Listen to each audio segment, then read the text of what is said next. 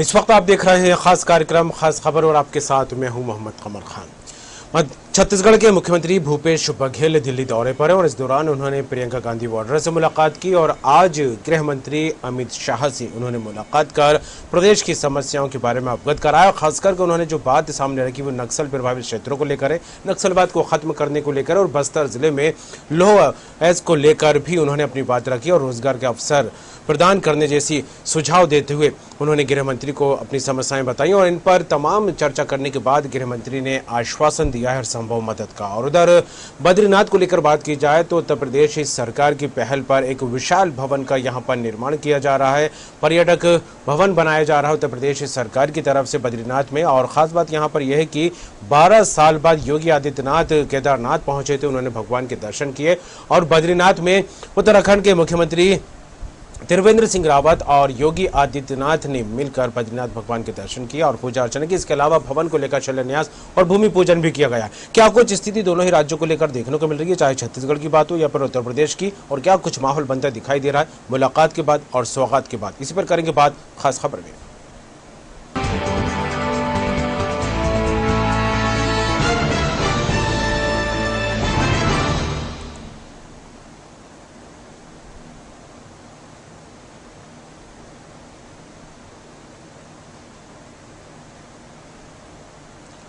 उत्तर प्रदेश के मुख्यमंत्री योगी आदित्यनाथ मंगलवार सुबह बद्रीनाथ धाम पहुंचे। यहां उनके साथ उत्तराखंड के मुख्यमंत्री त्रिवेंद्र सिंह रावत भी रहे।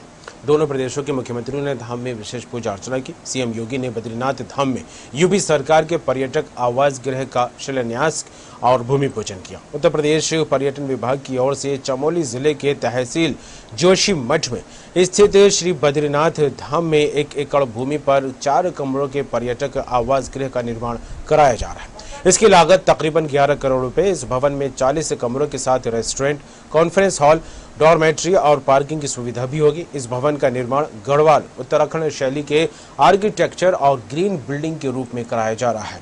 यह करीब 2 साल में बनकर तैयार हो जाएगा। इसमें उत्तराखंड, उत्तर प्रदेश और अन्य राज्यों के अलावा विदेशों से भी आने वाले पर्यटक ठहर सकेंगे। आपको बता दें सोमवार को सीएम योगी आदित्यनाथ केदारनाथ पहुंचे थे और यहां पर खास बात यह है कि 12 साल बाद योगी आदित्यनाथ ने बाबा केदारनाथ के दर्शन किए।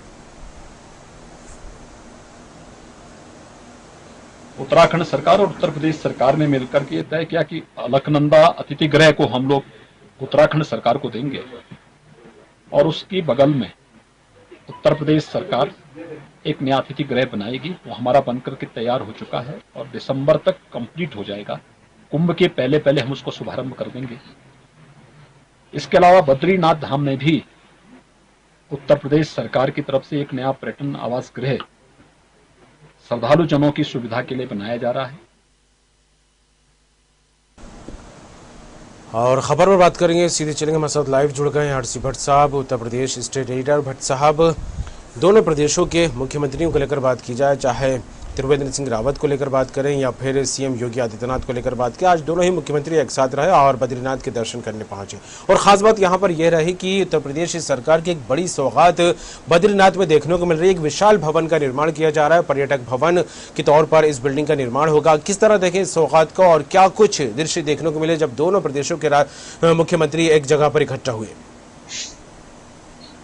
कमर, जिस तरह से स्वयं मुख्यमंत्री ने ये बताया कि शीतकालीन वर्तमान समय में जो माहौल चल रहा है उससे केदारेश्वर जो केदारनाथ में है और बद्री विशाल जो चमोली जिले में है, दोनों के कपाट बंद होने जा रहे थे।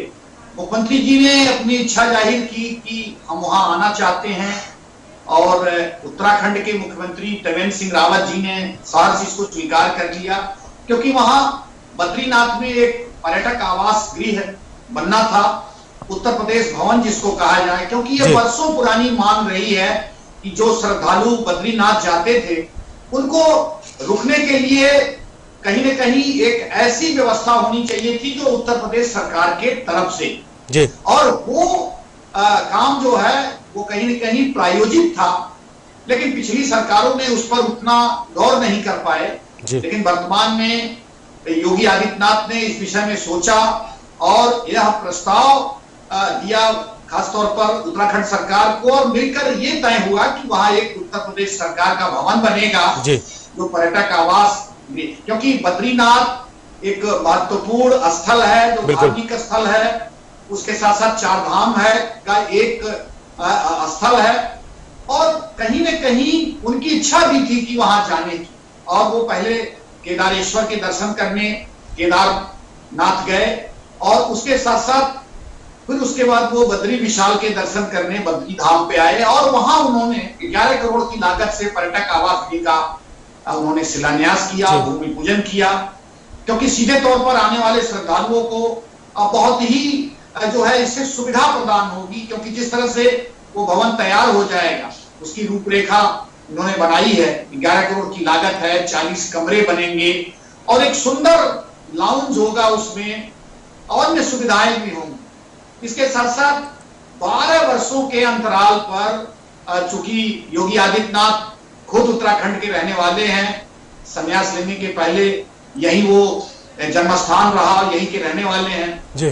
तो उनको कहीं न कहीं ये मौका मिला भगवान केदारेश्वर के दर्शन करने के लिए, तो वो फिर ये मोह छोड़ नहीं पाए और निश्चित रूप से वो तुरंत पहुंच गए, और उन्होंने केदारनाथ के साथ साथ भगवान बद्री विशाल के भी दर्शन किए, और निश्चित रूप से काफी प्रसन्न थे, क्योंकि जिस तरह से अब बर्फबारी शुरू हो गई है वहां पे, और भगवान के कपाट भी बंद हो गए, दोनों भगवान के कपाट बंद हो गए, केदारेश्वर के भी और बद्री विशाल के भी, तो उनको लगता था कि मौका अच्छा है। और उसके साथ साथ खुद मुख्यमंत्री ने ये बताया कि जब वो पूजा कर रहे थे तो अचानक उनके मन में एक भाव भी पैदा हुआ कि हमको वहां चलना चाहिए, और भगवान केदारेश्वर हमको बुला रहे हैं, तो निश्चित रूप से ये उस भावना से वहां पहुंचे और कुछ अच्छे कार्य वहां पे जो है संपन्न हुए।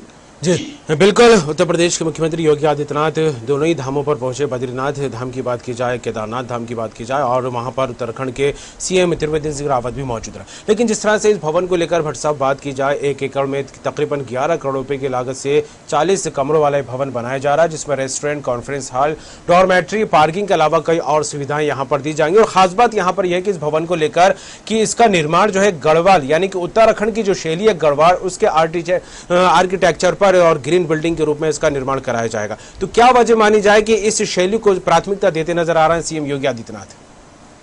देखिए, भगवान बद्री विशाल का जो स्वरूप वहां है, और जिस तरह से उत्तराखंड राज्य में वो स्थित है भगवान बद्री विशाल, तो निश्चित रूप से इस देवभूमि की जो कल्चर है, और खास तौर पर जो वहां पे भवन निर्माण शैली है, उसी शैली में उसका रूप दिया गया है। यानी कि जो आर्किटेक्चर ने वो डिजाइन किया है, वो डिजाइन उसी रूप में किया है कि वहां के माहौल में जो वहां का एटमॉस्फियर हो उसमें बिल्कुल दिखे, उस राज्य से जुड़ा हुआ हो और उस शैली से जुड़ा हुआ हो। तो ये खासतौर पर ध्यान रखा गया है। और जिस तरह से उस पर्यटक आवास की जरूरत थी, यानी कि हम कहें तमाम जो श्रद्धालु उत्तर प्रदेश से, अन्य राज्यों से, विदेशों से जो बद्री विशाल के दर्शन करने चमोली जिले में जाते थे, उनको एक आवश्यकता थी कि इस तरह का अत्याधुनिक पर्यटन आवास गृह मिले और सस्ते रेटों पर, क्योंकि आमतौर पर ये देखा गया है कि जो सरकारी गृह होते हैं उनकी जो उनका किराया होता है वो बहुत कम होता है। खासतौर पर उत्तर प्रदेश के तमाम भवन है, दिल्ली में है, कलकत्ता में है, मुंबई में है, तो ये जो तमाम भवन उत्तर प्रदेश के हैं इसमें किराया कम होता है, सुविधाएं अच्छी होती हैं, और जिस तरह से यात्रियों का खासतौर पर वहां पे उनको अच्छी सुविधाएं दी जाती हैं, तो उसको लेकर कहीं न कहीं वो व्यवस्था वहां जरूर देखी जा रही है, और एक अत्याधुनिक रूप देते हुए इसका निर्माण अब किया जाएगा। और निश्चित रूप से ये सभी जगहों के लिए मुख्यमंत्री ने स्वयं इस बात को कह दिया है कि उत्तर प्रदेश ही नहीं, अन्य राज्यों से, अन्य देशों से लोग आके यहाँ रुक सकते हैं जी। और ये निश्चित रूप से एक बड़ी सौगात है।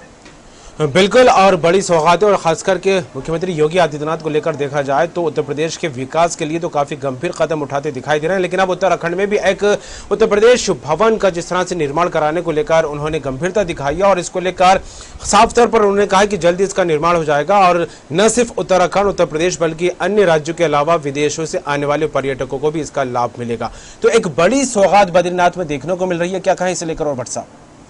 निश्चित रूप से ये जिस तरह से 11 करोड़ की लागत से और 40 कमरे का ये बन रहा है, तो निश्चित रूप से जो भी श्रद्धालु उत्तर प्रदेश के हों या अन्य राज्यों के हों या विदेशों के हों, जो भी श्रद्धालु वहां जाना चाहेंगे भगवान बद्री विशाल के दर्शन करने के लिए, तो लाभान्वित होंगे। उनको सस्ते रेट पे कमरे मिलेंगे वहां पे, और वो भी अत्याधुनिक सुविधाओं से युक्त होंगे, क्योंकि बद्री विशाल में आमतौर पर देखा गया है कि कोई बहुत अत्याधुनिक व्यवस्था वहां नहीं है, लोगों को कहीं न कहीं असुविधा हो जाती है। उन तमाम चीजों को देखते हुए उत्तर प्रदेश सरकार का निर्णय ये सराहनीय है, और निश्चित रूप से ये पहले भी मांग उठी थी कि इस तरह का भवन वहां हो उत्तर प्रदेश सरकार का, और उत्तर प्रदेश सरकार उसको न्यूनतम दर पर लोगों को वहां किराए पर दे और जो सुविधाएं हैं वो भी उपलब्ध कराए। तो इससे निश्चित रूप से उत्तर प्रदेश के भी लोग काफी लाभान्वित होंगे। जी चलिए, बिल्कुल जुड़ने के लिए, तमाम बात के लिए भट्ट जी आपका बहुत बहुत शुक्रिया। तो एक बड़ी सौगात बद्रीनाथ में देखने को मिल रही है। उत्तर प्रदेश की योगी आदित्यनाथ सरकार की तरफ से बद्रीनाथ में एक बड़ा विशाल भवन यहां पर बनाया जा रहा है और पर्यटक यहां पर आकर रुक सकेंगे। उत्तराखंड, उत्तर प्रदेश ही नहीं बल्कि अन्य राज्यों के अलावा विदेशों से आने वाले टूरिस्ट भी यहाँ पर आके रुक सकेंगे। और बद्रीनाथ को लेकर जिस तरह से कहा जाए कि उत्तर प्रदेश सरकार की एक बड़ी सौगात यहाँ पर मिलती दिखाई दे रही है। 1 एकड़ जमीन पर तकरीबन 40 कमरों वाला भवन होगा, जिसकी लागत बताई जा रही है कि 11 करोड़ के आसपास आएगी, और जल्द ही इसका निर्माण पूरा कर दिया जाएगा और जनता के लिए इस भवन को खोल दिया जाएगा।